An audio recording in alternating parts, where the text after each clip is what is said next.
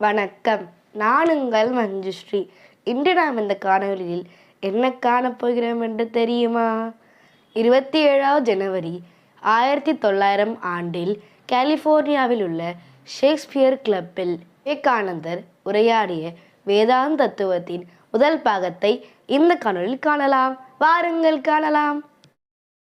அன்பார்ந்த சகோதரிகளே, சகோதரர்களே, இன்று காலையில் நான் பேசுவதாக இருந்த தலைப்பு வேதாந்த தத்துவம் என்பதாகும். அது சிறந்ததுதான். ஆனால் சற்று வறண்டது, மிக விரிவானது. இதற்கிடையில் உங்கள் சங்கத் தலைவரும் வேறு சில அன்பர்களும் தாய்மார்களும் எனது பணியைப் பற்றியும் அதற்காக நான் என்ன செய்து கொண்டிருக்கிறேன் என்பது பற்றியும் பேசுமாறு என்னை கேட்டுக்கொண்டனர். உங்களுள் சிலருக்கு இது ஆர்வமூட்டுவதாக இருக்கலாம். ஆனால் எனக்கு அப்படி அல்ல. உண்மையில் உங்களுக்கு இதை எப்படி விளக்கிச் சொல்வது என்று எனக்கு தெரியவில்லை. காரணம், என்னுடைய வாழ்க்கையிலேயே இது பற்றி இப்பொழுதுதான் முதன்முறையாக நான் பேசப் போகிறேன். என்னால் முடிந்த எளிய அளவில் நான் என்ன செய்ய முயன்று வருகிறேன் என்பதை நீங்கள் புரிந்து கொள்ள உங்களை இப்போது கற்பனை தேரிலேற்றி இந்திய நாட்டிற்கு அழைத்துச் செல்லப் போகிறேன். விரிவான முறையில் இதை விளக்கவோ இதனுடைய எல்லா அம்சங்களையும் எடுத்துக் கூறவோ இப்போது நேரமில்லை. மேலும் ஓர் அந்நிய இனத்தில் காணப்படும் சிக்கல்கள் அனைத்தையும் இந்த குறுகிய நேரத்தில் நீங்கள் புரிந்து கொள்வது என்பதும் இயலாத ஒன்றாகும். ஆயினும் இந்தியாவைப் பற்றிய ஓர் எளிய சித்திரத்தை உங்கள் முன் வைக்க முயல்வேன் என்பதை கூறிக்கொள்கிறேன். இடிந்து பாழாகிக் கிடக்கின்ற ஒரு பிரம்மாண்டமான கட்டிடம் போல் உள்ளது அது. முதல் பார்வையில் எந்த நம்பிக்கையும் தெரியவில்லை. அழிந்து சிதைந்து போன நாடு அது. ஆனால் சற்று பொறுமையாக ஆராய்ந்து பார்த்தால் அதற்குப் பின்னால் ஏதோ ஒன்று இருப்பது புலனாகும். உண்மை என்னவென்றால், ஒரு மனிதன் எந்தவொரு உயரிய கொள்கை அல்லது லட்சியத்தின் புற வெளிப்பாடாக விளங்குகிறானோ, அந்த லட்சியம் சிதைவுறாதவரை, அழிந்து போகாதவரை அவன் அழிவதில்லை, மீண்டும் தழைப்பான் என்பதற்கு நம்பிக்கையும் இருக்கிறது. உன் சட்டை 20 தடவை திருடு போய்விட்டது என்பதால் நீ அழிந்து விடுவாயா என்ன? புதிதாக ஒரு சட்டை வாங்கிக் கொள்ளலாம், அவ்வளவுதான். சட்டை என்பது பெரிய விஷயமல்ல. பணக்காரன் ஒருவன் கொள்ளையடிக்கப்பட்டான் என்றால் அவனது வலிமை போயிற்றா அல்லது உயிர் போயிற்றா? அதற்குப் பிறகும் அவன் உயிர் வாழ்கிறான். இந்த கருத்தின் அடிப்படையில் இந்தியாவை பார்த்தால் நாம் காண்பது என்ன? அது ஓர் அரசியல் ஆதிக்கம் பெற்ற நாடாக இல்லை, அது ஓர் அடிமை நாடு. இந்தியர்களுக்கு தங்கள் சொந்த நாட்டிலேயே பேசவோ தங்கள் கருத்தை எடுத்துக் கூறவோ உரிமை இல்லை. அவர்கள் ஒரு 30 கோடி அடிமைகளைத் தவிர வேறு எந்தச் சிறப்பும் இல்லாதவர்கள். ஓர் இந்திய குடிமகனின் சராசரி மாத வருமானம் ரூபாய் 1.5. பட்டினிதான் பெரும்பான்மையான மக்களின் சர்வசாதாரண நிலைமை. எனவே வரவில் சிறிது குறைந்தாலும் லட்சக்கணக்கில் மக்கள் சாகின்றனர். ஒரு சிறிய பஞ்சம் என்றால் மரணம்தான் விளைவு. இந்தியாவின் அந்த பக்கத்தை பார்க்கும்போது நான் அழிவைத்தான் காண்கிறேன், நம்பிக்கைக்கு துளியும் இடமில்லாத நலிவைத்தான் காண்கிறேன். ஆனால் நம்மால் ஒன்றை உணர முடிகிறது: இந்திய இனம் ஒருபோதும் செல்வத்திற்காக வாழ்ந்ததில்லை. ஒருவேளை பிற எந்த நாடும் குவித்திராத அளவிற்கு ஏராளமான செல்வத்தை ஈட்டிய போதிலும் அது செல்வத்தை பெரிதென்று கருதியதில்லை. காலங்காலமாக வீரமும் தீரமும் கொண்ட ஆற்றல் மிகுந்த நாடாக இருந்து வந்த போதிலும் வீரமே பெரிதென்று போற்றியதில்லை. வெற்றி வெறி பிடித்து பிற நாடுகளுக்குச் சென்றதில்லை. தன் நாட்டிலேயே தான் வகுத்த தனது எல்லைகளுக்குள் இருப்பதிலேயே அது மனநிறைவு கண்டது. யாருடனும் அது போர் செய்ததில்லை. இந்திய நாட்டிற்கு ஏகாதிபத்திய மோகம் என்றுமே இருந்ததில்லை.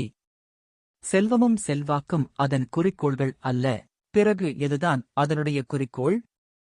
இங்கு நாம் ஆராயப் போவது அவர்கள் நினைத்தது சரியா தவறா என்பதையல்ல, மற்ற நாடுகளுக்கிடையே அந்த நாடும் ஒன்றை நம்பிற்று, ஆழமாக, தீர்மானமாக நம்பிற்று. இந்த வாழ்க்கை நிலையற்றது, இறைவன் ஒருவனே உண்மை பொருள், ஆகவே வாழ்விலும் தாழ்விலும் அவனையே இறுகப் பற்ற வேண்டும் என்று உறுதியாக நம்பிற்று. நலிந்த காலங்களில் எல்லாம் மதமே அங்கு முதலிடம் பெற்றது.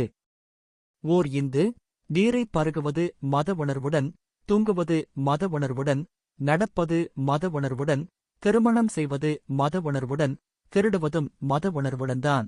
இத்தகைய ஒரு நாட்டை நீங்கள் எப்போதாவது பார்த்ததுண்டா? நீங்கள் அங்கே ஒரு திருடர் கூட்டத்தை திரட்ட விரும்பினால், முதலில் அவர்களின் தலைவன் ஒருவிதமான மதக் கருத்து ஏதோ ஒன்றை அவர்களுக்கு போதிக்க வேண்டும். பிறகு போலியான தத்துவக் கொள்கைகளை உருவாக்கி, அதுவே இறைவனை அடைவதற்கு தெளிவான, விரைவான வழி என்று கூற வேண்டும். அப்பொழுதுதான் அவனை பின்பற்றுவார்கள். இல்லையெனில் அவனுடன் சேர மாட்டார்கள், போய்விடுவார்கள். இதிலிருந்து அந்த இனத்தின் உயிர்நாடு எதுவென்று தெரிகிறது அல்லவா? அந்த இனத்தின் குறிக்கோள் மதம்தான். இதுவரை அதை யாரும் தாக்காததால் அந்த இனம் வாழ்ந்து கொண்டிருக்கிறது. ரோமாபுரியை பாருங்கள். ஏகாதிபத்தியமும் நாடு பிடித்தலும் அதன் குறிக்கோளாக இருந்தது. அந்தக் குறிக்கோள் தாக்குண்டதும் சாம்ராஜ்யமே சிதறிச் சின்னாபின்னப்பட்டு மறைந்தொழிந்தது. கிரேக்க நாடு நிலைநாட்ட வந்த குறிக்கோள் அறிவு. அந்த அறிவு தாக்கப்பட்ட அளவில் அந்த நாடும் அழிந்தது. இதுபோன்றே பிற்காலத்தில் ஸ்பெயின் முதலான புதிய நாடுகளும் அழிந்தன. ஒவ்வொரு நாடும் உலகிற்காக ஒரு நோக்கத்தை முன்வைத்தே செயல்பட்டது. அந்த நோக்கம் பாதிக்கப் பெறாத வரையில் அந்த நாடு, எத்தனை இடர்ப்பாடுகள் வந்தாலும் அவற்றை தாக்குப்பிடித்து வாழ்ந்தது. நோக்கம் அழிந்தபோது நாடும் வீழ்ச்சியுற்றது. இந்திய நாட்டின் இத்தகைய ஆதார சக்தி இன்று வரை பாதிக்கப்படாமல் இருக்கிறது. அவர்களும் அதை விடாமல் பற்றிக் கொண்டுள்ளனர். பல்வேறு மூடக் கொள்கைகளின் நடுவிலேயும் அந்த ஆதார சக்தி வலிவுடன் விளங்குகிறது. பயங்கரமான மூட நம்பிக்கைகள் அவர்களிடம் காணப்படுகின்றன. அவற்றுள் சில குலை நடுங்கச் செய்பவை. அதனால் என்ன? தேசிய உயிர்த்துடிப்பு, அதன் நோக்கம், பணி இன்னும் வாழ்ந்து கொண்டிருக்கிறது. இந்தியா ஒருபோதும் பிற நாடுகளை வெல்கின்ற ஆற்றல் மிக்க நாடாக இருக்காது, ஒருபோதும் இருக்காது. அது ஒருபோதும் வல்லரசாக இருக்காது. அது அவர்களின் வேலையும் அல்ல. பல நாடுகளின் மாபெரும் ஏய்ப்பு என்னும் இனிய இசையில் இந்தியாவின் சுரம் அது அல்ல. அப்படியானால் அவளது சுரம், அவளது பங்கு எது? இறைவன், இறைவன் மட்டுமே. உடும்புப் பிடியாக இந்தியா இறைவனைப் பற்றிக் கொண்டிருக்கிறது. எனவே நம்பிக்கைக்கு இன்னும் இடமிருக்கிறது. நம்முடைய இந்த ஆராய்ச்சிக்குப் பிறகு நாம் ஒரு முடிவிற்கு வருகிறோம். இந்த வறுமை கொடுமைகள், துன்பங்கள் ஆகிய அனைத்தும் எந்த விளைவையும் உண்டாக்காது. அந்த நாட்டு மனிதன் இன்னமும் வாழ்ந்து கொண்டிருக்கிறான். எனவே நம்பிக்கைக்கு இடமிருக்கிறது. நல்லது. நாடு முழுவதிலும் அங்கே மதப்பணிகள் நடந்து வருகின்றன. புது புது மதப்பிரிவுகள் தோன்றாத ஆண்டே அங்கு இல்லை எனலாம். நீரோட்டத்தின் வேகம் வலுப்பெற சுழல்களும் அலைகளும் அதிகரிக்கின்றன. பிரிவுகள் அழிவின் அடையாளம் அல்ல, அவை வளர்ச்சியின் அடையாளம். ஆகவே பிரிவுகள் பெருகட்டும். ஒவ்வொரு மனிதனும் ஒரு தனித்த பிரிவு என்ற நிலை முதிரும் வரை இந்த பிரிவுகள் தழைக்கட்டும். இது பற்றி நாம் அடித்துக் கொள்ள வேண்டியதில்லை. இனி உங்கள் நாட்டை எடுத்துக்கொள்வோம். நான் உங்களை குறை கூறுவதாக எண்ண வேண்டாம். இங்கு சமுதாயச் சட்டங்கள், அரசியல் அமைப்பு எல்லாமே வாழ்க்கை பயணத்தில் மனிதனின் தேவைகளை நிறைவு செய்வதற்காக அமைக்கப்பட்டுள்ளன. இந்த உலகில் வாழும் வரை அவன் மிகவும் மகிழ்ச்சியாக வாழலாம். உங்கள் தெருக்கள் எவ்வளவு துப்புரவாக இருக்கின்றன! உங்கள் நகரங்கள் எவ்வளவு அழகாக காட்சியளிக்கின்றன!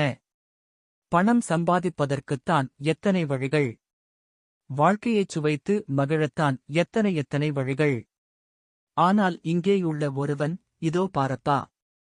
நான் இந்த மரத்தடியில் அமர்ந்து தியானம் செய்வேன். வேலை செய்வதில் எனக்கு விருப்பமில்லை என்று கூற முடியுமா? கூறினால் என்ன நடக்கும்? ஜெயிலுக்கு போக வேண்டியிருக்கும். பார்த்தீர்களா? அவனுக்கு எந்தவிதமான வாய்ப்பும் இல்லை, துளியளவு கூட இல்லை. சமூகம் எப்படிச் சொல்கிறதோ அப்படிச் சென்றால்தான் அவனால் வாழ முடியும். இந்த வாழ்க்கையின் சுகங்களை அனுபவிப்பதற்கான ஓட்டத்தில் அவன் சேர வேண்டும். இல்லாவிடில் சாக வேண்டும். இப்போது இந்தியாவிற்குத் திரும்புவோம். அங்கே ஒருவன், நான் ஒரு மலையுச்சியை அடைந்து மூக்குநுனியில் பார்வையைச் செலுத்தி எஞ்சியுள்ள என் வாழ்நாட்களை கழிக்கப் போகிறேன் என்று சொன்னால், நல்லதப்பா, போய் வா, இறையருள் உனக்கு விரைவிலேயே கிடைக்கட்டும் என்று ஒவ்வொருவரும் வாழ்த்துவார்கள். அவன் வாய் திறந்து கேட்கத் தேவையில்லை. யாராவது ஆடை கொடுப்பார்கள். அவனுக்கு எந்தத் துன்பமும் ஏற்படாது. ஆனால் ஒருவன், இதோ பாருங்கள், நான் இந்த வாழ்க்கையின் சுகபோகங்களை சிறிது நுகரப் போகிறேன் என்று சொன்னால் அவ்வளவுதான். எல்லா வாசல்களும் அவனுக்கு அடைத்துவிடும். 2 நாடுகளின் கருத்துக்களும் நியாயம் அற்றவை என்று நான் கூறுகிறேன். இங்கே ஒருவன் விரும்பினால் ஏன் அமர்ந்து மூக்கின் நுனியை பார்க்கக்கூடாது? பெரும்பான்மையினர் செய்வதையே ஏன் ஒவ்வொருவரும் செய்ய வேண்டும்? இதற்கான காரணம் எனக்கு விளங்கவில்லை. இந்தியாவிலும் ஒருவன் செல்வத்தை ஈட்டி ஏன் இன்பமாக வாழக்கூடாது என்பதும் தெரியவில்லை. கோடிக்கணக்கானோர் தங்களுக்கு முரணானவற்றை ஏற்றுக்கொள்ளும்படி வற்புறுத்தப்பட்டிருக்கின்றனர். இந்த கொடுமையைச் செய்தவர்கள் அறிஞர்கள், இந்த அநீதியை இழைத்தவர்கள் சான்றோர்கள், ஆன்மீகப் பெருமக்கள். அறிவாற்றல் மிக்கவர்களும் மேதைகளும் சுமத்திய அநீதி இது என்பது தெரியவரும். அறிஞர்கள் இழைக்கும் கொடுமை பாமரர் செய்யும் அநீதியை விட பயங்கரமானது என்பதை மறந்து விடாதீர்கள். ஆன்றோர்களும் சான்றோர்களும் தங்கள் கருத்துக்களை மக்கள் மீது திணிக்கும்போது ஆயிரம் வழிகளில் கட்டப்பாடுகளையும் முட்டுப்பாடுகளையும் அமைத்து பாமர மக்களால் அவற்றை உடைத்தெறிய முடியாதபடி செய்துவிடுகிறார்கள். இந்த நிலை இனியும் நீடிக்கக்கூடாது என்று நான் கூறுகிறேன். ஒரே ஒரு மகானை உருவாக்குவதற்காக லட்சக்கணக்கான பாமர மக்களை பலியிடுவதில் எந்த பயனுமில்லை.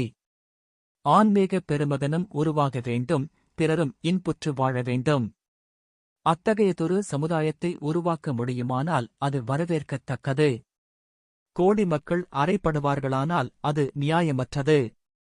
அதைவிட உலகம் உய்வதற்காக ஒரு மகான் துன்பங்களை ஏற்பதே மேலானது. ஒவ்வொரு நாட்டிலும் அவரவர் வழியில் சென்றுதான் நாம் செயலாற்ற வேண்டும். ஒவ்வொரு மனிதனிடமும் அவரது மொழியில்தான் நாம் பேச வேண்டும். இங்கிலாந்திலோ அமெரிக்காவிலோ மதத்தை போதிக்க வேண்டுமானால் அரசியல் அமைப்பு முறைப்படித்தான் பணியாற்ற வேண்டும். சங்கங்கள், மன்றங்கள், வாக்கு எடுத்தல், ஓட்டு போடுதல், தலைவர் எல்லாம் வேண்டும். மேலை நாட்டு மக்களின் மொழி அது, முறை அது. நேர்மாறாக இந்தியாவில் அரசியலை கூட மதம் என்னும் மொழியின் வாயிலாகத்தான் பேச வேண்டும். வீட்டைத் தினமும் தூய்மை செய்பவன் என்ன புண்ணியத்தை பெறுவான்? அவனுக்கு சொர்க்கம் கிடைக்கும் அல்லது அவன் கடவுளை அடைவான் என்ற முறையில்தான் அவர்களிடம் சொல்ல வேண்டும். இப்படி பேசாவிட்டால் நீங்கள் சொல்வதை யாரும் கேட்க மாட்டார்கள். எல்லாம் அவர்கள் வழியில் பேசுவதில்தான் இருக்கிறது. செயல் என்னவோ ஒன்றுதான். ஒவ்வோர் இனத்தாரிடமும் அவர்களின் மொழியில் பேசினால்தான் நாம் பேசுவது அவர்களது உள்ளத்தில் சென்று பதியும். இதுதான் நியாயமானது. இது குறித்து கலவரப்படத் தேவையில்லை. நான் சேர்ந்துள்ள சங்கத்தினர் துறவிகள் எனப்படுவார்கள். இந்தச் சொல்லிற்கு துறந்தவன் என்பது பொருள். இது மிக பழமையான நெறி. இயேசு பிறப்பதற்கு 560 ஆண்டுகளுக்கு முன்னால் வாழ்ந்த புத்தர் பெருமான் கூட இந்த துறவு நெறியைச் சேர்ந்தவர்தான். துறவு நெறியை போற்றி வளர்த்தவர்களுள் புத்தரும் ஒருவர், அவ்வளவே. அத்தகைய பழமை வாய்ந்தது இந்த துறவற நெறி. உலகிலேயே மிகவும் பழைய நூல்களான வேதங்களில் இது பற்றிய குறிப்புகள் காணக் கிடைக்கின்றன. ஒவ்வோர் ஆணும் பெண்ணும் வயது முதிர்ந்த காலத்தில் சமுதாயத்தை விட்டு முற்றிலும் விலகி இறைவனையும் சொந்த முக்தியையும் பற்றியே நினைக்க வேண்டும் என்ற நியதி பண்டைய இந்தியாவில் இருந்தது. மாபெரும் நிகழ்ச்சியாகிய மரணத்திற்காக நம்மை ஆயத்தம் செய்து கொள்வதற்காகவே இந்த ஏற்பாடு. எனவே அந்தக் காலத்தில் முதியவர்கள் துறவிகளாவது வழக்கம். பிற்காலத்தில் இளையவர்களும் உலகைத் துறக்க ஆரம்பித்தனர். இளையவர்கள் செயல்துடிப்பு மிக்கவர்கள். மரத்தடியில் அமர்ந்தபடி எப்போதும் மரணத்தைப் பற்றியே சிந்தித்துக் கொண்டிருக்க அவர்களால் இயலாது. எனவே அவர்கள் போதனை செய்யவும் மதப்பிரிவுகளை ஆரம்பிக்கவும் தொடங்கினர்.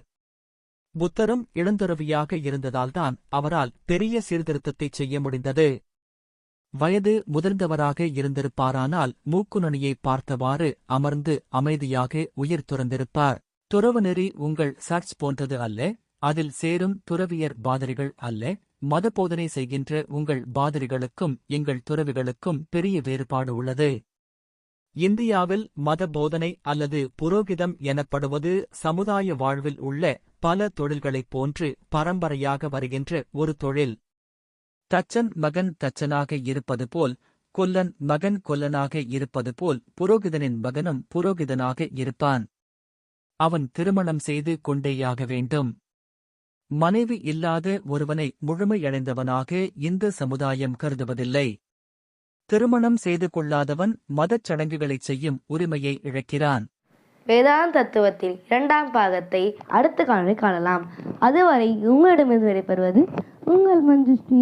இந்த காணொளி பிடித்திருந்தால் எங்கள் சேனலை லைக், சப்ஸ்கிரைப் மற்றும் கமெண்ட் செய்வோம். நன்றி.